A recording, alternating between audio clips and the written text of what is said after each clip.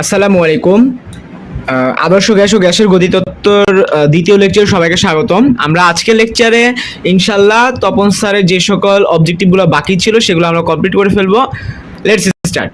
তো খগুচ্ছের 11 নম্বর অবজেক্টিভ থেকে আজকে আমরা শুরু করব। আমরা কগুচ্ছ শেষ করছিলাম এবং খগুচ্ছর 10 পর্যন্ত আমরা করছিলাম বিগত লেকচারে।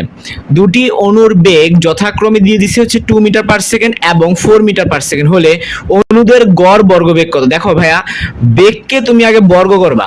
তো 2 কে যদি আমি বর্গ করি 2 স্কয়ার, 4 কে বর্গ করলে 4 স্কয়ার, তারপর সেটাকে তুমি কি করবা? গড় করবা, তার মানে দুইটা ভাগ করবা। তাহলে 4 আর 16 20, 20 কে দুইটা ভাগ করলে কত হবে? 10। সো তোমার উত্তরটা কত হবে? 10 হবে। তারপর 12 নম্বর প্রশ্ন, যে কোনো আবদ্ধ গ্যাসের তাপমাত্রা 0 ডিগ্রি সেন্টিগ্রেড থেকে বাড়িয়ে 273 ডিগ্রি সেন্টিগ্রেড করা হলে গ্যাসের অণুগুলোর গড় বেগ কতটুকু বৃদ্ধি পাবে? এখন গড় বেগের কথা বলছে, ঠিক আছে? তুমি সিআরএমএস দ্বারা তুমি এটা করবা। তো 12 নম্বর অবজেক্টিভ, সিআরএমএস এর ফর্মুলা অ্যাকচুয়ালি কি ছিল? যে C equal root over 3RT/m বা C proportional root over T, এটাও আমরা বলতে পারি। সো আমরা কি লিখতে পারি? যে আমাদের C2 ডিভাইডেড বাই C1 সমান সমান root over T2 divided by T1, এটা তো বলাই যায়। এখন 273 ডিগ্রি সেন্টিগ্রেড জিনিসটাকে আমরা এইভাবে বলতে পারি 273 যোগ 273, ঠিক কিনা? আর 0 ডিগ্রি সেন্টিগ্রেড, T1 মানে হচ্ছে 0 ডিগ্রি সেন্টিগ্রেড এবং T2 মানে 273 ডিগ্রি সেন্টিগ্রেড। ওকে, তাহলে 0 ডিগ্রি সেন্টিগ্রেডকে আমরা 273 বলতে পারি, উপরে একটা বড় একটা রুট দিয়ে দিতে পারি। এখন এটাকে আমরা কি বলবো? 2 ইন্টু 273, ঠিক কিনা? আর এখানে 273, তাহলে 273 অ্যাকচুয়ালি কাটাকাটি চলে যায়, তার মানে শুধু রুট 2 বেড়ে থাকে। তাহলে C2 সমান সমান কত হবে? Root 2 into C1। তাহলে এই জিনিসটাকে আমরা বলতে পারি 1.4142 C1। তাহলে বাল্য কতটুকু বলো দেখি? বাল্য হচ্ছে 0.4142। এখন 0.4142 কে আমরা বলতে পারি কত পার্সেন্ট বলো তো?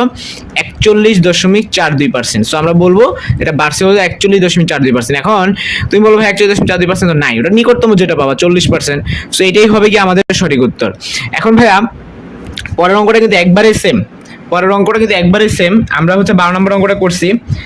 নেক্সটে হচ্ছে আমরা যদি 13 নম্বর অঙ্কটা করি, দেখবা সেম ম্যাপ। হ্যাঁ, তো চলো শুরু করে ফেলি। 13 নম্বর অবজেক্টিভটা কি বলা হয়েছে? যে আমরা রেডিমেড সূত্র তো আমরা জানি যে C2 সমান সমান C1 into root over T2/T1, ঠিক আছে? আচ্ছা, গুণ যেহেতু বলছে সো আমরা এখান থেকে আনসার বের করে ফেলতে পারবো। T2/T1 root over T2/T1, T2 মান কত? 273 যোগ 200, 273 যোগ 200 করলে কত হয়? 473। আর T1 মানে তাহলে কত হবে? 373, ঠিক কি না? তাহলে এই জিনিসটা আমাদের ক্যালকুলেটর লাগবে, এটা অবশ্যই ক্যালকুলেটর লাগবে। এটা সাস্টে আসছিল 2006 সাথে। সো এই টাইপের ম্যাথগুলো অবশ্যই ক্যালকুলেটর লাগবে। আগেরটা কিন্তু আমি ক্যালকুলেটর ছাড়াই করছি, বাট এই অঙ্কটা ক্যালকুলেটর লাগবে। 473/373 মানের জন্য তোমার ক্যালকুলেটর লাগবে। এটার জন্য আমি এখন যে কাজটা করব, আমি এখন ক্যালকুলেটরে চলে যাব, ঠিক আছে? আমি ক্যালকুলেটরে যদি চলে যাই 473/373, হ্যাঁ, ফার্স্ট টাইম কি করবো? একটা রুট চিহ্ন দিব, ভগ্নাংশ চিহ্ন দিব, 473 লিখবো, তারপর ডিভাইডেড বাই 373 লিখবো। লিখলে আমার আসতেছে কত? দেখো 1.126 C1। এখন জিনিসটাকে আমরা এইভাবে বলতে পারি যে C1 প্লাস 0.126 C1, তাই না? তাহলে এইটাই তো আমাদের কত অংশ বাড়ছে, পার্সেন্টেজ করলে কত হয়? 12.6% বাড়ছে, ঠিক আছে? এখন ভাইয়া এখানে হয়েছেটা কি? এখানে কি কোনো গ্যাসের তাপমাত্রা 100 ডিগ্রি সেন্টিগ্রেড তাপমাত্রা থেকে 200 ডিগ্রি সেন্টিগ্রেড তাপমাত্রা করা হলো কত গুণ হবে? তাহলে হবে বলে 1.126, এটাই ডাইরেক্ট উত্তর। যদি বলে কত গুণ হবে, তাহলে এইটাই হবে কি আমাদের কি সরাসরি উত্তর। আর যদি বলে কত পার্সেন্ট বাড়ছে, তাহলে এটা হবে আমাদের আনসার, ঠিক আছে? এখন আমরা একটু ফোকাস করব যে আমাদের অ্যাকচুয়ালি ঠিক আছে কিনা, এটা অপশনই ঠিক নাই, কারণ 1.126 অপশনই নাই। সো আমি এটা বলবো এটা অ্যাকচুয়ালি সঠিক উত্তর নাই, এটার সঠিক উত্তর নাই। আমি তোমাদেরকে আবারও বলি যে কোনো গ্যাসের তাপমাত্রা 100 ডিগ্রি সেন্টিগ্রেড থেকে বাড়িয়ে 200 ডিগ্রি সেন্টিগ্রেড করে ফেললা, হ্যাঁ? আচ্ছা, তো তারপরে কি গ্যাসের গড় বেগ কত গুণ হবে? তো আমরা যদি এটা বের করতে যাই, তাহলে আমাদের ফোকাস কি থাকবে? সূত্রের দিকে, যে C2/C1 সমান রুট ওভার T2/T1। তো যখন এটা আমরা করলাম, T2 এর মান কত বসাবো? 273 যোগ 200, 473। T1 এর মান কত বসাবো? 273 যোগ 100, 373। এবং তোমাদেরকে আমি ক্যালকুলেটর কিন্তু ক্যালকুলেট করে দেখাইছি, রুট ওভার 473/373 মান 1.126। তাহলে এটাই আমাদের আনসার, ঠিক আছে? আর ওই পার্টটুকু আমি নিচে এক্সট্রা করছি। এখন এই আনসারটুকু না, আমাদের আনসার এখানে নাই, এখানে 1.126 হবে আমাদের আনসার। তো বই কি করছে দেখো, তপন স্যারের বই নিকটতম আনসার দেখা দিয়ে আসছে, এইটা নিকটতম, এটা দাগায় দিয়ে আসছে, ঠিক আছে? সো হচ্ছে, বাট অরিজিনাল উত্তর কি হবে? অরিজিনাল উত্তরটা হচ্ছে এটা কোনো আনসার নাই, সঠিক উত্তরটা ব্ল্যাঙ্ক। আচ্ছা 14 নম্বর অবজেক্টিভ, দুটি ভিন্ন আদর্শ গ্যাস একই চাপে ভিন্ন ভিন্ন পাত্রে রাখা হয়েছে। যদি রো ওয়ান রো টু এগুলো ঘনত্ব এবং C1 C2 যথাক্রমে এগুলার মূল গড় বর্গবেগ হয় বা CRMS, তাহলে C1 বাই C2 এর মানটা কি হবে? আচ্ছা সি এর সাথে আমাদের পিওর একটা সম্পর্ক নিয়ে আসতে পারলে ম্যাথটা শেষ। তো আমরা সবাই কিন্তু সূত্র লাস্ট ক্লাসে শিখছিলাম যে সি যেগুলো root over 3p by rho. তাহলে ব্যাপারটা আমরা কি বলতে পারি যে বর্গমূলের ব্যস্তানুপাতিক সম্পর্ক। তাহলে আমরা কি করব, উভয় পক্ষকে স্কয়ার করে দিতে পারি, ঠিক আছে? তো করে দিলেই হচ্ছে আমরা বের করতে পারবো।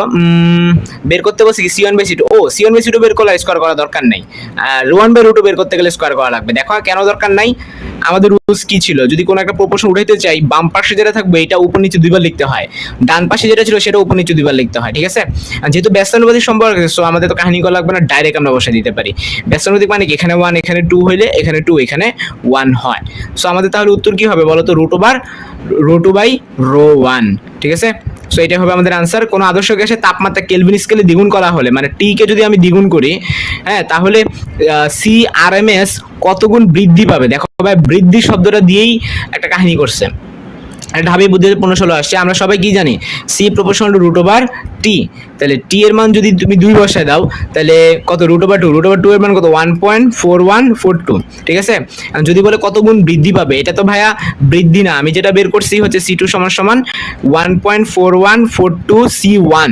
এটা মানে হচ্ছে কি নতুন গড় বর্গবেগ, হ্যাঁ, এটা কি আদি গড় বর্গবেগে 1.4142 গুণ হইছে। সো এটাকে বৃদ্ধি বলবো না, এটাকে আমরা কি বলবো, কত গুণ হবে, কত গুণ হবে, ঠিক আছে? তো কত গুণ হবে এটা হবে প্রশ্ন, তাহলে তখন উত্তর হবে 1.4142। আর যদি বলে যে কত গুণ বৃদ্ধি, এখানে অপশনে যদি থাকতো যে 0.4142, যে 0.4 যদি থাকতো তাহলে আমি এটা টাকা দিতাম, ঠিক আছে? যদি আমাদের 0.4 নাই সেটা প্রশ্নের মধ্যে একটু চেঞ্জ হবে যে কত গুণ হবে, ঠিক আছে? সো এগুলো সাবধান থাকবা যে প্রশ্নে যেমন চাইছে আগে এমনি উত্তর বের করার চেষ্টা করবা। যদি অমনে না থাকে তাহলে ব্ল্যাঙ্ক না রাখা তুমি কি করবা, তুমি হচ্ছে নর্মাল ভাবে চিন্তা করে অঙ্কটা করে ফেলবা। আচ্ছা আমরা এখন চলে যেতে পারি আমাদের নেক্সট ম্যাথে কি বলা হয়েছে যে কত তাপমাত্রায় টি বের করতে বলছে, অক্সিজেন অণুর গড় মূল, হ্যাঁ, গড় বর্গবেগ মানে CRMS এর কথা বলতেছে, কি হবে -100°C তাপমাত্রা হাইড্রোজেন অণুর মূল গড় বর্গবেগের সমান হবে। দেখো প্রথম কথা হচ্ছে অক্সিজেন আর এখানে কি হবে হাইড্রোজেন, সো এম আসবেই। তারপরে কি এখানে টেম্পারেচার, হ্যাঁ কি বলছে যে মূল গড় বর্গবেগ, তো তাপমাত্রা টেম্পারেচারও আসবে। আর কি আসবে, আর হচ্ছে আমাদের মূল গড় বর্গবেগ সি আসবে। তাহলে সি আছে, এম আছে, টি আছে, এরকম সূত্র কয়টা তুমি পারো, একটাই পারো, C is equal to root over 3RT divided by M. এখন যেহেতু আমরা রুট ওভার 3 আসছেন ভ্যালু, সেটাকে আমরা এইভাবে বলতে পারি root over T by M. আচ্ছা তো যদি root over T by M হয় আমরা জিনিসটাকে এখন এইভাবে বলতে পারি যে কত তাপমাত্রায় চাইছে, তাই না? সো আমরা T2 বের করতে বলছে, তো আমরা জিনিসটা আগে গুছিয়ে লিখি যে C1 বাই C2 সমান সমান root over T by M, তো এম নিচে, তো যে নিচে সে উল্টায় গিয়া 2 হয়ে যাবে আর কি। তো ব্যাপারটা হবে এরকম T1 বাই T2 আর এমটা উল্টায় গিয়ে কি হয়ে যাবে M2 বাই M1, এরকম হবে আর কি, ঠিক আছে? তো আমাদেরকে এখান থেকে T2 বের করতে হবে, এখান থেকে T2 বের করবো আমরা। কিভাবে বের করবো দেখো, উভয় আগে স্কোয়ার করে নাও, তাহলে C1 square divided by C2 square সমান সমান কি হবে T1 M2 divided by T2 M1। তো প্রথম কথা হচ্ছে আমি কাকে 1 ধরো কাকে 2 ধরবো। ধরো আমার মন চাইলো আমি অক্সিজেনকে গ্যাসকে আমি 1 নাম দিলাম, হাইড্রোজেন গ্যাসকে আমি 2 নাম দিলাম, ঠিক আছে? তাহলে আমরা বের করবোটা কি ভাই, আমরা বের করবো হচ্ছে T1, আমি T2 বের করে ফেলছিলাম, এটা অ্যাকচুয়ালি হবে T1 কত তাপমাত্রায়।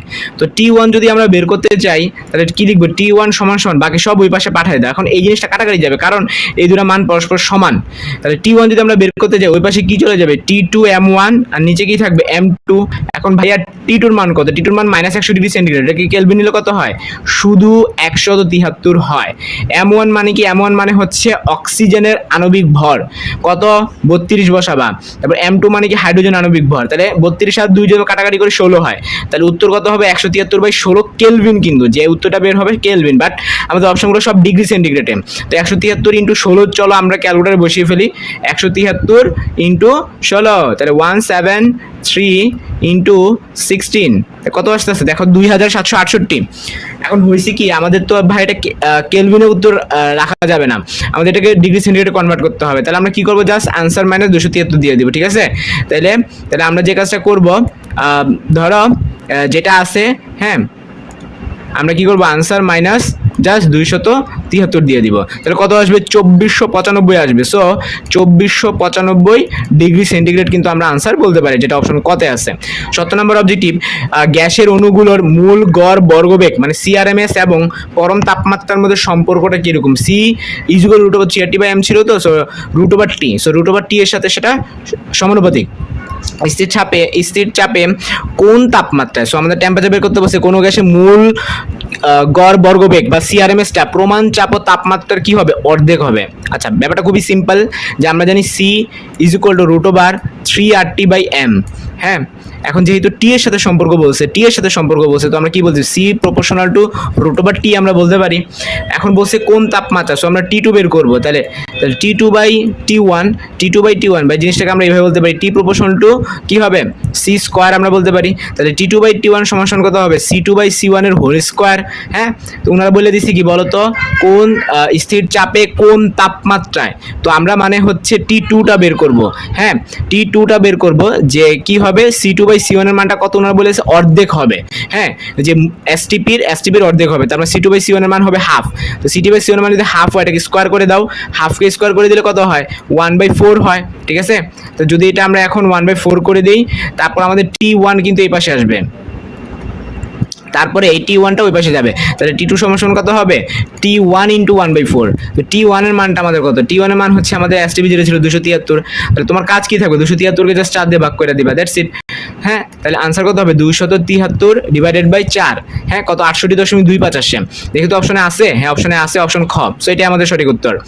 নেক্সট কোয়েশ্চেন কি বলা হয়েছে? যে তিনটি গ্যাস অণুর বেগ যথাক্রমে এত এত, এদের মূল গড় বর্গবেগটা কত? খুবই সোজা। 19 নম্বর অবজেক্টিভটা, যে সিআরএমএস বের করার নিয়ম কি? যা যা থাকবে এগুলোকে ফার্স্ট স্কোয়ার করবা, তাহলে 25 square plus 30 square plus 35 square, তারপর এটাকে গড় করবা, টোটাল 3টা জিনিস, তো সো এইভাবে হবে 30.27 হবে। সো এটা সঠিক উত্তর কি হবে? 30.27 বা 30.3 হবে। আচ্ছা, নেক্সট কোয়েশ্চেন, এসটিপিতে সকল গ্যাসের মোলার আয়তনটা কি হবে? এসটিপিতে সকল গ্যাসের মোলার আয়তন 22.4 লিটার, এটা মুখস্থ। এসটিপিতে সকল গ্যাসের মোলার আয়তন 22.4 লিটার, মুখস্থ। নেক্সট হচ্ছে আমরা গ গুচ্ছে এসে পড়ছি। গ গুচ্ছে কি বলা হয়েছে? প্রথম প্রশ্ন, দ্বিপারমাণবিক গ্যাস অণুর স্বাধীনতার মাত্রা কয়টি? আমরা জানি এক পারমাণবিকের ক্ষেত্রে স্বাধীনতার মাত্রা 3টি, দ্বিপারমাণবিকের ক্ষেত্রে স্বাধীনতার মাত্রা 5টি, বহু পারমাণবিকের ক্ষেত্রে স্বাধীনতার মাত্রা 6টি হয়। সো এটা উত্তর কত হবে? 5টি। বহু পারমাণবিকের ক্ষেত্রে 6টি। গড় মুক্ত পথ কার ব্যস্তানুপাতিক? তো গড় মুক্ত পথের যে সূত্রটা আছে, ল্যামডা সমান 1 ডিভাইডেড বাই ক্লসিয়াসেরটা যদি তুমি লিখো তাহলে √2 দিবা না, আর ম্যাক্সওয়েলটা লিখলে √2 দিবা, √2 n পাই সিগমা স্কয়ার। তো ভাইয়া এটা একটা সূত্র আছে, আরেকটা সূত্র আছে ল্যামডা প্রপোর্শন টু 1/ρ। তো এখানে আসলে কোনটারটা লিখছে? ব্যস্তানুপাতিক কোনটারটা? গ্যাসের ঘনত্বের ব্যস্তানুপাতিক। সো এইটারটা হবে। ঠিক আছে, পরে কোশ্চেন 4 নাম্বার, একটি গ্যাস অণুর ব্যাস হলো এত, প্রতি ঘন সেন্টিমিটার অণুর সংখ্যা এত, বলছে অণুর গড় মুক্ত পথ কত? এখন ঘন সেন্টিমিটার দিই তো ঝামেলাটা, এটা আমাদের চেঞ্জ করতে হবে। তো ব্যাস যেহেতু এত, আমরা এই সূত্রে বসাই দিব, ল্যামডা সমান ক্লসিয়াসের সূত্রে n পাই সিগমা স্কয়ার যদি আমরা বসাই দেই, তাহলে কত হয়? n এর মান হচ্ছে গিয়ে তোমার প্রতি ঘন সেন্টিমিটারে অনুসংখ্যা তো 3 × 10⁻19, তাহলে প্রতি ঘন মিটারে কত হবে? মানে 1 সেন্টিমিটার কিউবে 3 × 10⁻19টা, তাহলে 1 মিটার কিউবে কি হবে? আরো বেশি হবে। কত বেশি হবে? 10⁻6 বেশি হবে, তাই না? 1 সেন্টিমিটার কিউব ছোট একটা জায়গা, তো 1 মিটার কিউব বড় একটা জায়গা। কতটুকু বড়? 10⁻6 গুণ বড়। তাহলে কত হবে? n এর মান কত হবে? 3 × 10⁻19 গুণন 10⁻6। এরপরে হচ্ছে আমাদের পাই থাকবে, পাইয়ের মান কত? 3.1416 সিগমা স্কয়ার। সিগমা আমাদের মান কত? সিগমা মান হচ্ছে 2 × 10⁻10, এটাকে তুমি স্কয়ার করবা, তাহলে 4 × 10⁻20 হবে। এখন ভাই এত বড় ক্যালকুলেশন করা সম্ভব না, আমরা শুধু পাওয়ারের দিকে ফোকাস করবো। এখানে 19, হ্যাঁ, আর এখানে 6, আর এখানে -20, তো 19 আর 6 কত? 25, 25 আর -20 করলে কত হয়? 10⁵ হয়। হ্যাঁ, আর আমাদের নিচে আরো কি থাকতেছে? 3 থাকতেছে, 3.1416 থাকতেছে, আর 4 থাকতেছে, তাহলে 3 × 3.1416 × 4। আমরা যদি পাওয়ার দিকে ফোকাস করি 10⁵, এটা উপরে উঠে গেলে 10⁻6 হয়ে যায়। আচ্ছা, তুমি এটা খুঁজো তো 10⁻6 কোনটা আছে। এখন কথা হইলো যে এইখানে আবার 3 × 9 আবার 4, এখানে আবার একটা গুণ করলে আবার একটা ভ্যালু আসে, ঠিক আছে? হ্যাঁ, এই যে উল্টা গেলে 10⁻⁵ হয় আর কি। হ্যাঁ, 10⁵ কে যদি আমরা উল্টাই 10⁻⁵ হয়। এখন প্রশ্ন হলো ভাই এই জায়গাটা নিয়ে এইটার ভ্যালুটা কত? তো 3 তিরিক, এটা মনে মনে 3 ধর, 3 তিরিকা 9, 4 নং 36, তার মানে 1/36 এর মধ্যে কিছু একটা আসে। এখন 1/36 এর মানকে আমরা বের করতে পারবো না? অবশ্যই পারবো। উপর নিচে তুমি 3 দিয়ে গুণ করে দাও। উপর নিচে কি করবা? 3 দিয়ে তুমি গুণ করে দাও, ঠিক আছে? তো উপর নিচে যদি তুমি 3 দিয়ে গুণ করে দাও, তাহলে 3/36 কে 3 দিয়ে গুণ করলে অলমোস্ট 100 মতো হয়। যদিও আমরা জানি 108, তুমি এটাকে মনে মনে 100 ধরে নাও। তাহলে 3/100, তো 3/100 কে আমরা কি বলতে পারি? 3 × 10⁻² বলতে পারি, ঠিক কিনা? তাহলে ব্যাপারটা হচ্ছে এরকম যে আমরা উপরে যদি 3 লিখি, মানে আমরা কি করলাম? আমরা এতক্ষণ এই যে এই পার্টটুকুর আমরা ক্যালকুলেশন করলাম। হ্যাঁ, 1/3 × 3.1416 ইন্টু 4, এটার ক্যালকুলেশন করলাম, ঠিক আছে? 3 তিরিকা 9, 4 নং 36, ওইভাবে হিসাব করে করছি যে 1/36 এর মান কত আসতেছে আমার? আসতেছে গিয়ে হলো তোমার 3 × 10⁻² আমার আসতেছে, ঠিক আছে? এটা আমি লিখে ফেলি, 3 × 10⁻² আসতেছে। তাহলে 3 লিখলাম। হ্যাঁ, তাইলে আমার এখানে কত ছিল? আমাদের এটা হোল টু দা পাওয়ার ছিল 5, আর এখানে হোল টু দা পাওয়ার -2, তাহলে 3 × 10⁻⁷ আসে। সো আমরা যদি অপশন খুঁজি তাহলে আমরা পেয়ে যাব।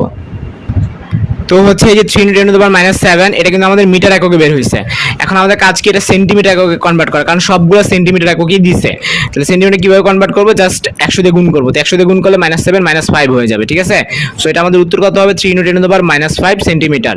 তারপর প্রশ্ন, কোন গ্যাস অণুর গড় মুক্ত পথ এর ব্যাসের কি হবে? দেখো ল্যামডার সাথে সিগমা সম্পর্ক, এরকম যে বর্গের কি ব্যস্তানুপাতিক আসতেছে।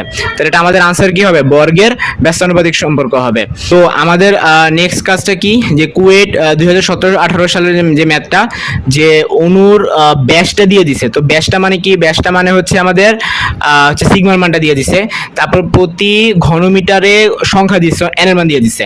মানে আমরা জাস্ট রেডিমেড ম্যাথ জাস্ট সূত্রে বসাই দিব। এখন কোশ্চেন হচ্ছে ভাইয়া আমাদের ক্লসিয়াসও আছে, ম্যাক্সওয়েল আছে, আমি কোনটা করব? অধিকতর সঠিক কিন্তু হচ্ছে ম্যাক্সওয়েল, ক্লসিয়াসেরটা অধিকতর সঠিক না। সো আমরা আগে ম্যাক্সওয়েলটা করব, ম্যাক্সওয়েলটা করে তারপরে যদি আমরা দেখি যে অপশন উত্তর আছে তাইলে ওইটাই দেখাবো। তো দেখো এই যে ম্যাক্সওয়েলটা মাত্র আমি করছি। হ্যাঁ, কইরা কত আসে? 1/√2 ইন্টু 6.02 × 10⁻25, এটা কিসের মান? এটা হচ্ছে আমাদের এন এর মান। তারপরে এই যে √2 n পাই সিগমা স্কয়ার, এটা আমি করছি। বসাইলে আমার আসতেছে কত? দেখো কয়টা শূন্য? 1 2 3 4 5 6 7, এই যে দেখো গুণ যদি তুমি, হ্যাঁ, বা এগুলো ক্যালকুলেটারও পাওয়া যায়, ক্যালকুলেটার যে এই ফরম্যাট আকারে থাকে, এই যে দেখো ফরম্যাট আকারেও কিন্তু থাকে। যাই হোক, এখানে মোর অপশনে গেলেও পাবা, যেহেতু তোমরা পরীক্ষা হলে আর মোবাইল তো নিতে পারবে না। হ্যাঁ, তোমরা সাইন্টিফিক মোডে তোমরা ইজিলি কনভার্ট করে নিতে পারবা, ঠিক আছে? এই যে সাইন্টিফিক নোটেশন কিন্তু আছে এখানটাতে, এই যে 5.98 × 10⁻⁸, বা এটাকে আমরা 6 × 10⁻⁸ আমরা চাইলে বলতে পারি। 6 × 10⁻⁸, যেহেতু এটা কুয়েটের, সো অবশ্যই ক্যালকুলেটর অ্যালাউড। 6 × 10⁻⁸, এটা আমরা বলতে পারি। তো ভাই আমার প্রশ্ন হলো এটা কই? এটা অপশন কোন অপশনে আছে? দেখো তো, একটু খুঁজো তো, এটা কোন অপশনে আছে? আমরা একটা কাজ করতে পারি, আমরা এটাকে ন্যানোমিটার কনভার্ট করতে পারি। এখন কোনো কিছুকে ন্যানোমিটার আমরা কিভাবে কনভার্ট করি বলো তো? আমরা ন্যানোমিটারে কনভার্ট করার ওয়েটা হইতেছে যে আগে যদি এটা -9 নিতে পারো তাহলে ন্যানোমিটার হয়ে যাবে ডাইরেক্ট, ঠিক আছে? তো -9 কেমনে নিব? 10 দিয়ে ভাগ করে, তো 6 কে 10 দিয়ে ভাগ করলে কত হয়? 0.6 হয়। আর এখানে কত হয়ে যাবে? 10⁻9 হয়ে যাবে, তার মানে 0.6 nanometre. That's it. So 0.6 nanometre option আছে? হ্যাঁ, অপশন গ আছে। সো এটাই উত্তর। একটি কণার স্বাধীনতা মাত্রা যদি 5 হয়, তার সমবিভাজন নীতি অনুযায়ী মোট শক্তি কত হবে? ওই যে আমরা জানি n/2 kT, এটা ছিল আমাদের ফর্মুলা। তাহলে কি হবে? 5/2 kT হবে, ঠিক আছে? নেক্সট কোয়েশ্চেনে যদি আমরা যাই, যে প্রতি ঘন সেন্টিমিটারে, তার মানে এখানে কিন্তু আমাদের চেঞ্জ করা লাগবে, সেন্টিমিটার কিউবে দেওয়া, এটা মিটার কিউবে নিতে হবে। অনুসংখ্যা নির্ণয় করো যদি কোন একটি গ্যাসের অণুগুলোর মূল গড় মুক্তপথ, আচ্ছা মুক্তপথ সেন্টিমিটারে দিয়ে দিছে, ফাইন। আণবিক ব্যাস সেন্টিমিটার, আচ্ছা সব যদি সেন্টিমিটার থাকে তাহলে এটা চেঞ্জ করার কোনো দরকার নাই। তোমার কাজ কি বলো তো ভাই? তোমার কাজ এন এর মান নির্ণয় করা, ওকে? আর ল্যামডার মানটা তোমাকে দিয়ে দিছে। তাহলে আমরা এটাকে কি করতে পারি? 2.4 × 10⁻⁻6 সমান কি লিখবো বলো? 1/, আমরা হচ্ছে ফার্স্টে আমরা ম্যাক্সওয়েল ধরে করব, ধরো √2, হ্যাঁ, √2 n এর মানটা কত বলো তো? n এর মানটা হচ্ছে আমরা জানি না, এটা আমরা বের করব। √2 n, তারপর কত পাই, তারপর কত সিগমা স্কয়ার, এটা হচ্ছে আমাদের সিগমা। হ্যাঁ, তাহলে কত হবে? 2 × 10⁻⁸, এটার স্কয়ার করবা। তো করলে কোনাগুনি গুণ করলে তুমি n এর একটা মান পাবা না? তো n এর মানটা তুমি বের করে তুমি চেক করবা, এখানের সাথে তুমি চেক করবা যে কোনটার সাথে মিলছে। যদি না মিলে তাহলে এই √2টাকে জাস্ট সরাই দিয়ে আবার চেক করবা, দেখবা কোনটার সাথে মিলছে, ঠিক আছে?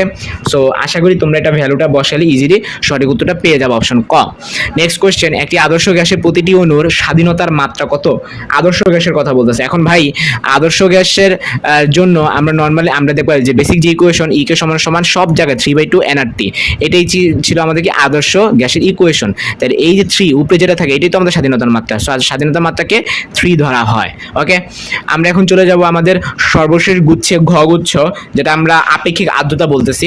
তো প্রথম প্রশ্ন গুচ্ছের, যে তাপমাত্রায় কোনো নির্দিষ্ট আয়তনে বায়ু এর মধ্যে অবস্থিত জলীয় বাষ্প দ্বারা সম্পৃক্ত হয় তাকে কি বলা হয়? তাকে কিন্তু আমরা বলে থাকি শিশিরাঙ্ক। যে তাপমাত্রায় বলে দিছে, তো যে তাপমাত্রায় সো শিশিরাঙ্ক হচ্ছে এক ধরনের কি টেম্পারেচার। ঠিক আছে, আচ্ছা আমরা এখন পরের প্রশ্ন চলে যাব। আমাদের নেক্সট প্রশ্নে কি বলছে যে অসম্পৃক্ত বাষ্প মেনে চলে কোনটি? বয়েল এবং চার্লসের দুইটা সূত্র কিন্তু মেনে চলে। বায়ুমণ্ডলে জলীয় বাষ্পের ঘনীভবনের জন্য নিচের কোনটি সংঘটিত হয় না? শিশির সংঘটিত হয়, কুয়াশা হয়, বৃষ্টি হয়, বা ঝড় হয় না। ঝড় হয় জাস্ট তোমার বায়ু চাপের পরিবর্তনের জন্য। কিসের জন্য? বায়ু চাপের পরিবর্তনের জন্য। 4 নম্বর প্রশ্ন, সম্পৃক্ত বাষ্পচাপের ক্ষেত্রে নিচের কোনটা সঠিক? আচ্ছা, তো আমরা সবাই পড়ছিলাম যে পি এর সাথে রো এর সম্পর্কটা অ্যাকচুয়ালি সমানুপাতিক। তো এটা কিভাবে আসছিল? এটা আসলে পি বাই রো টি সমান সমান কনস্ট্যান্ট, এখান থেকে আসছিল। তাই জিনিসটাকে আমরা উল্টাও যদি দিই তা কনস্ট্যান্টই তো থাকবে, তাই না? যে পি বাই রো টি যদি কনস্ট্যান্ট হয় তাহলে রো টি ডিভাইড বাই পিও তো কনস্ট্যান্ট হবে। এটা একটা কনস্ট্যান্ট ভ্যালু। কনস্ট্যান্ট কোন জায়গায় আছে? একটা অপশনে আছে শুধুমাত্র। বায়ুর আপেক্ষিক আর্দ্রতা যদি কম হয় তাহলে আমাদের বাষ্পায়ন কিন্তু দ্রুত হবে, ফাস্ট হবে। সো মনে রাখবে এটা ব্যাসার্ধ সম্পর্ক, আর এর মান যত কম বাষ্পায়ন তত বেশি। হ্যাঁ, সো এটা উত্তর কি হবে? দ্রুত গতিত হবে। আচ্ছা, নেক্সট কোয়েশ্চেন 6 নম্বর অবজেক্টিভ, শুষ্ক ও সিক্ত আর্দ্র বাল্ব আর্দ্রমাপক যন্ত্রে থার্মোমিটার দুটি তাপমাত্রা হঠাৎ কমে গেলে, এই শব্দটা মনে রাখবা, যদি হঠাৎ কমে যায় তাহলে ওইটা দ্বারা ইন্ডিকেট করে যে ঝড় হইতে পারে। ঠিক আছে, এটা মেডিকেলেও আসে একটা প্রশ্ন, এটা মেডিকেলেও আসছে যে ঝড় হতে পারে, যদি হঠাৎ করে কমে যায় তাহলে সেটাকে আমরা কি বলি? ঝড় হতে পারে। আচ্ছা, 7 নম্বর অবজেক্টিভ, জলীয় বাষ্প সম্পর্কে কি বলা যায়? হ্যাঁ, জলীয় বাষ্প সম্পর্কে আমরা বলতে পারি যে সম্পৃক্ত জলীয় বাষ্প সর্বাধিক চাপ দেয়। হ্যাঁ, সম্পৃক্ত জলীয় বাষ্প হচ্ছে যে ম্যাক্সিমাম অ্যামাউন্ট অফ তোমার চাপ দেয়, কারণ এর চাইতে বেশি আর বাষ্প বায়ুতে মিশতে পারে না। 2 নম্বর কি, অসম্পৃক্ত জলীয় বাষ্প চাপ কি বয়েলের সূত্রটা মেনে চলে থাকে। হ্যাঁ, অসম্পৃক্ত জলীয় বাষ্পটা বয়েলের সূত্র মানে। ঠিক আছে, আচ্ছা তারপরে হইতেছে গিয়ে তোমার কি সম্পৃক্ত জলীয় বাষ্প চার্লসের সূত্র মানে মিথ্যা। শুনো, যে আমরা যে সূত্রগুলো শিখছি যে P proportional to 1/v, V proportional to T, P proportional to T, এগুলো কি অসম্পৃক্ত জলীয় বাষ্পের জন্য, এগুলো সম্পৃক্ত জলীয় বাষ্পের জন্য না, এগুলো অসম্পৃক্ত জলীয় বাষ্পের জন্য। সো আমাদের উত্তরটা কি বলবো? 1 ও 2। সো 7 উত্তর কি হবে? 1 ও 2 হবে। ঠিক আছে, আচ্ছা নেক্সট কোয়েশ্চেন, শান্ত বলল আমাদের স্বাচ্ছন্দ্য বোধ অনেকাংশই কিন্তু নির্ভর করে আপেক্ষিক আর্দ্রতার উপর। ঠিকই তো বলছে, একই তাপমাত্রা ঢাকা অপেক্ষা কক্সবাজার বেশি স্বস্তিপ্রদ হবে। মিথ্যা কথা, ঢাকার থেকে কক্সবাজারে আরো বেশি অস্বস্তিকর লাগবে, কারণ হচ্ছে কক্সবাজারে হচ্ছে ওই তোমার সমুদ্রের পাশে, তো দেখা যাবে যে তোমার আর এর মানটা অনেক বেশি থাকে। তো আর এর মানটা অনেক বেশি থাকলে সহজে কিন্তু আমরা একটু আগে পড়ছিলাম যে আর এর মানটা যদি বেশি হয়, যে একটু বলছিলাম আর এর মানটা অনেক বেশি হয়, কই জানি বললাম যে আর এর মানটা যখন অনেক বেশি হয়, এই যে বাষ্পায়নটা তখন যখন অনেক বেশি, এই বাষ্পায়ন তখন অনেক কম হয়ে যাবে আর কি। ঠিক আছে, এই যে আর্দ্রতা আর এর মান যখন কম তখন আর এর মান যখন কম তখন তোমার বাষ্পায়নটা হবে তাড়াতাড়ি হবে। ঠিক আছে, আর এর মান যখন কম তখন বেটার, তখন কি মানে শুকানোর জন্য বেটার। বাট আর এর মান যদি বেশি হয়ে যায় তখন তো সে বাষ্পায়নটা কম হবে। বাষ্পায়ন কম হওয়া মানে কি? লেটে শুকাবে। তাই যদি তোমার ঘাম যদি লেটে শুকায় কক্সবাজারে, তো সেটা কি তোমার ভালো লাগবে? ভালো লাগবে না। সো অপশন 2 হবে না। বর্ষাকাল অপেক্ষা শীতকালে কাপড় তাড়াতাড়ি শুকায়, কথা সত্য। বর্ষাকালে আর এর মানটা বেশি থাকে, হ্যাঁ, এর জন্য তোমার বাষ্পায়নটা কম হয়, এর জন্য স্লো হয়ে যায় আর কি। আচ্ছা, বায়ুতে জলীয় বাষ্পের পরিমাণ যদি তোমার বেড়ে যায়, ধরো তোমার জলীয় বাষ্পটা বেড়ে গেল, তখন কি করবে? বায়ুর ঘনত্বটা কমে যাবে। আচ্ছা হ্যাঁ, এটা তো সত্য যে বায়ুতে যখন জলীয় বাষ্পটা বেড়ে যাবে, আমরা তো জানি m=ρv, ঠিক আছে, তো তখন আমরা কি বলতে পারি যে বায়ুর ঘনত্বটা আমাদের কমে যাবে। আচ্ছা, এই জিনিসটা আসলে তুমি কম্পেয়ার করবে কিসের মাধ্যমে? জলীয় বাষ্পের মাধ্যমে এবং বায়ুর মাধ্যমে। মানে ব্যাপারটা তোমাকে এভাবে বুঝাই যে একটা বায়ু ও কি করে, ও একটা কন্টেইনারের মতো, এখন ওর মধ্যে কি হতে পারে? জলীয় বাষ্প, ওর মধ্যে জলীয় বাষ্প ধারণ করতে পারে। এখন ধরো বায়ুর মধ্যে এতটুকু আগে থেকে জলীয় বাষ্প ছিল, এখন কি হলো তোমার হচ্ছে কি তোমার হলো জলীয় বাষ্প তুমি বাড়াই ফেলে, যে বায়ুতে জলীয় বাষ্প পরিমাণ তুমি বাড়াই ফেললা। তার মানে কি আগে ছিল এতটুকু, তো তোমার বায়ু তেলে কতটুকু? বায়ু ছিল তেলে যে এতটুকু, তো ধরে নিলাম ফাঁকা জায়গাটা তাহলে এখন বায়ু, আর ভিতরের জায়গাটা তোমার কি জলীয় বাষ্প, ধরে নিলাম ফাঁকা জায়গার মানটা হলো 30 ধরে নিলাম। এখন যদি তুমি জলীয় বাষ্প বাড়াই ফেলো, জলীয় বাষ্প বাড়াই ফেললে কি হবে, ফাঁকা জায়গা কমে যাবে না? এই যে ধরো তুমি জলীয় বাষ্প বাড়াই ফেললা, তো ফাঁকা জায়গায় 30 থাকবে, তো ফাঁকা জায়গায় কমে গিয়ে 20 হয়ে যাবে। তার মানে তুমি যত জলীয় বাষ্প বাড়াচ্ছ তত তোমার বায়ু কমতেছে, ঠিক কিনা? বায়ুর ফাঁকা জায়গাটা কমতেছে, তুমি যত জলীয় বাষ্প বাড়াবা তত তোমার বায়ুর ফাঁকা জায়গাটা কমতেছে। তো বায়ুর ফাঁকা জায়গা কমা মানেই বায়ুর ঘনত্ব কমে যাওয়া। সো ঘটনা কিন্তু সত্য, ঠিক আছে? এই যে কেমনে বায়ুর ফাঁকা জায়গা কমা মানে কি, যে বায়ুতে যে ভরটা ওই এম এর মানটা কমে যাবে, তো এম এর মান কমলে তোমার রো এর মানও কমে যাবে। সো উত্তর কি হবে, বায়ুর ঘনত্বটা কমে যাবে, ঠিক আছে? আচ্ছা, নেক্সট প্রশ্নে যদি নেক্সট অপশন যদি আমরা বায়ুর চাপও কমে যাবে। হ্যাঁ, জলীয় বাষ্প বায়ুর ঘনত্ব কমে গেলে তো বায়ুর চাপও কমে যাবে। আর বায়ুর চাপ কমলে জলীয় বাষ্প চাপটা কি হয়ে যাবে, খেয়াল করে দেখো যে আমাদের যদি বায়ুর চাপটা কমে যায় তাহলে জলীয় বাষ্পের চাপটা আমাদের বেড়ে যাবে। সো উত্তরটা কি হবে, 1 ও 2 হবে। ওকে, আচ্ছা, মানে বায়ু আর জলীয় বাষ্প একটা ইনভার্স, জাস্ট এইভাবে চিন্তা করবা, একটা মানে বায়ু যদি বাইরে যায় তাহলে জলীয় বাষ্প কমে যাবে, বায়ু কমে গেলে জলীয় বাষ্প বাইরে যাবে, এইভাবে চিন্তা করবা, তাইলে হবে। 10 নাম্বার অবজেক্টিভ কি বলা হয়েছে, সিক্ত ও শুষ্ক বাল বা আর্দ্রতা মাপক যন্ত্রের দু থার্মোমিটার তাপমাত্রা পার্থক্য হঠাৎ বেড়ে গেলে, আমরা জানি ওই যে ঝড়ের যে কাহিনীটা সেটা হয়ে থাকে। আচ্ছা, তো আপেক্ষিক আর্দ্রতা বৃদ্ধি পেয়েছে না, আপেক্ষিক আর্দ্রতা বাইরে নেয়, আপেক্ষিক আর্দ্রতা যদি বাইরে যায় তাহলে বোঝা যায় পরিবেশটা স্যাঁতস্যাঁতে হয়ে যেতেছে, ঠিক আছে? আপেক্ষিক আর্দ্রতা হ্রাস পেয়ে যাবে, হ্যাঁ হ্রাস পেয়ে যাবে, আর ভেজা কাপড়টা তখন কি হবে, তাড়াতাড়ি শুকানো যাবে, ঠিক আছে? নেক্সট কোয়েশ্চেন বলা হয়েছে যে আমাদের দেশের সিক্ত ও শুষ্ক বাল হাইগ্রোমিটার থার্মোমিটার পার্থক্য কখন আমাদের সবচেয়ে বেশি হবে? এটা বেশি হবে কিন্তু শীতকালে সবচেয়ে বেশি হয়। শুষ্ক মানে সহজ বাংলা ভাষায় কখন শুষ্কতা সবচেয়ে বেশি, কখন শুষ্কতা বেশি, এটাই হলো সহজ বাংলা ভাষায়। উত্তর হবে শীতকালে। অসম্পৃক্ত বাষ্পের ক্ষেত্রে কোনটা সত্য? অসম্পৃক্ত বাষ্পের ক্ষেত্রে কি হয়, আবদ্ধ বা খোলা যে কোনো স্থানে তৈরি হতে পারে। হ্যাঁ, তাপমাত্রা বাড়িয়ে এটাকে সম্পৃক্ত তৈরি করতে পারবে না, তাপমাত্রা কমিয়ে হবে। এটি বয়েল এবং চার্লসের সূত্র মানে। উত্তর হবে 1 ও 3। নিউটনের শীতলীকরণ সূত্রটা নিচের কোনটি? হ্যাঁ, এটা অ্যাকচুয়ালি পুরান সিলেবাসে ছিল, এখন এগুলো নাই, এগুলো তোমাদের বই নাই। তারপরে তোমাদেরকে শিখায় রাখে নিউটনের শীতলীকরণ সূত্র ছিল E প্রপোর্শনাল টু কি, তাপমাত্রার পার্থক্য। হ্যাঁ, T1 মাইনাস T2 হবে, তাহলে এটা কি হবে, আমাদের তাপমাত্রার পার্থক্যের সমানুপাতিক, ঠিক আছে?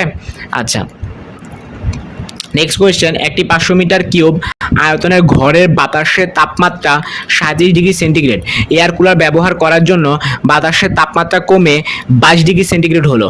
যদি ঘরের বায়ুচাপ সমান হয় তবে শতকরা কত ভাগ বাতাস ঘরের মধ্যে আসবে অথবা বের হয়ে যাবে? যেহেতু বায়ুর চাপ সমান, তো চাপ সমান থাকলে এটা কোন সূত্রের মধ্যে পড়ে বলো তো?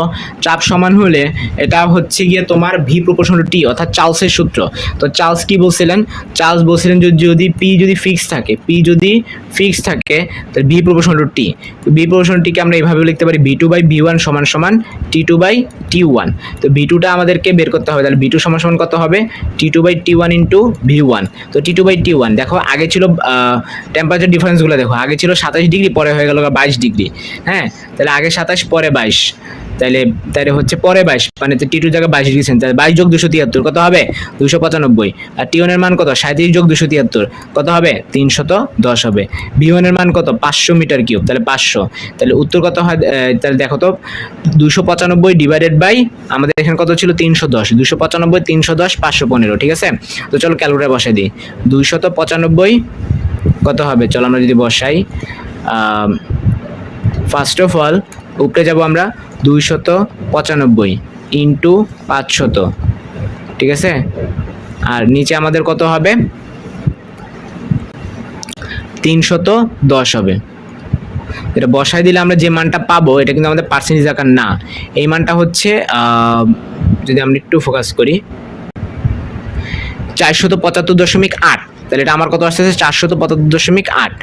এখন এটা কিসের মান ভাইয়া, 475.8, এত মিটার কিউব হইতেছে কি আমাদের পরবর্তী আয়তন। তাহলে আদি আয়তন ছিল হলো 500, পরবর্তী আয়তন 475, তাহলে কতখানি চেঞ্জ হলো বলো তো, পার্সেন্টেজ আকারে যদি বলো। তো আমাদের রুলস কি, রুলস হইতেছে উপরে হবে চেঞ্জ, তাহলে 500 মাইনাস এত চেঞ্জ, আর নিচে হবে আদির মান কত, 500 ইন্টু 100%। সো এইটাই হবে আমাদের আনসার। তাহলে 500 মাইনাস আনসার, যেটা ক্যালকুলেটর অলরেডি তোমার সেভ আছে। তাহলে চলো এটা আমরা ওইভাবেই করে ফেলি। হ্যাঁ, 500 মাইনাস আনসার দিয়ে যদি আমরা করি, হ্যাঁ, তাহলে আমরা লিখে ফেলি ভগ্নাংশ চিহ্ন দিয়ে যে 500 মাইনাস আনসার ডিভাইডেড বাই 500, হ্যাঁ, ইন্টু 100%, তাহলে আমরা ডিফারেন্সটা পার্সেন্টেজ বুঝতে পারবো। তাহলে আমার কত আসতেছে, 4.83 এর মতো আসতেছে, আছে কি, এই যে 4.84 আছে, মিলে গেল।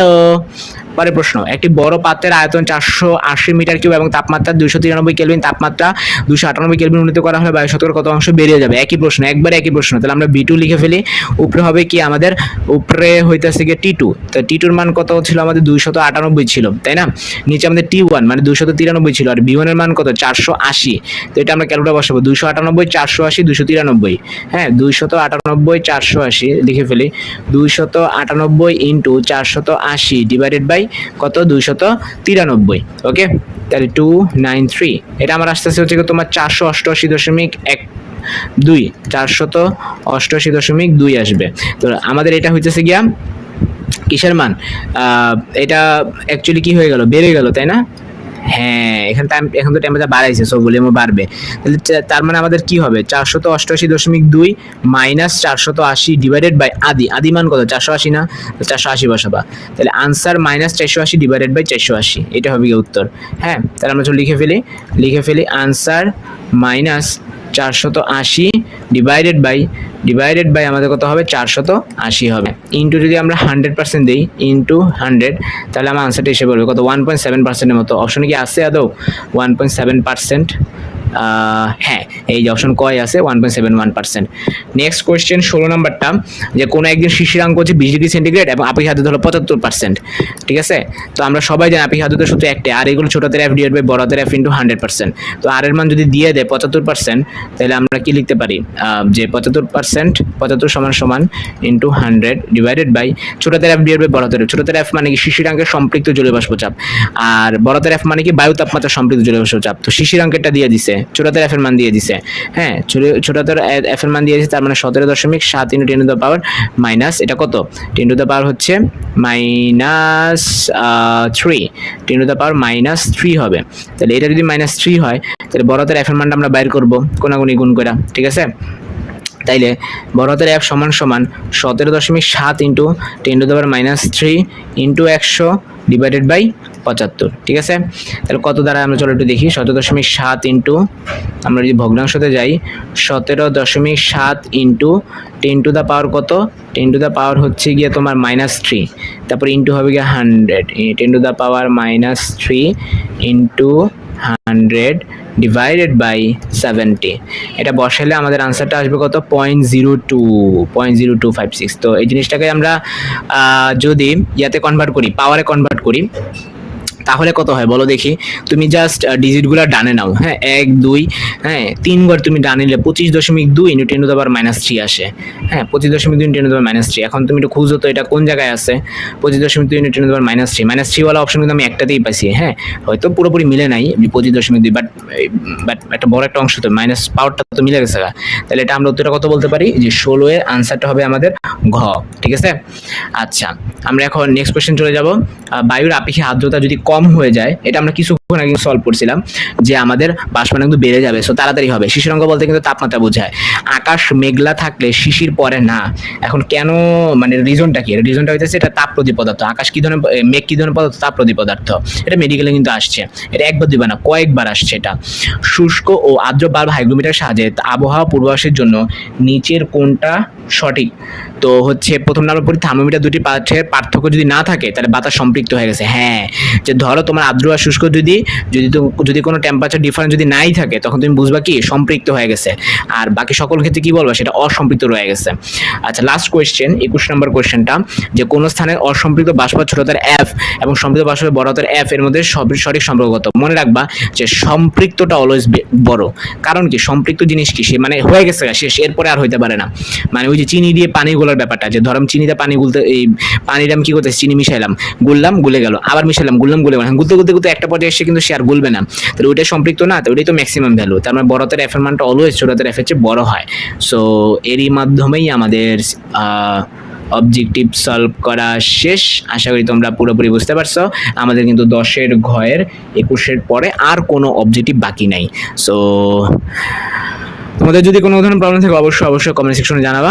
তো আল্লাহ হাফিজ।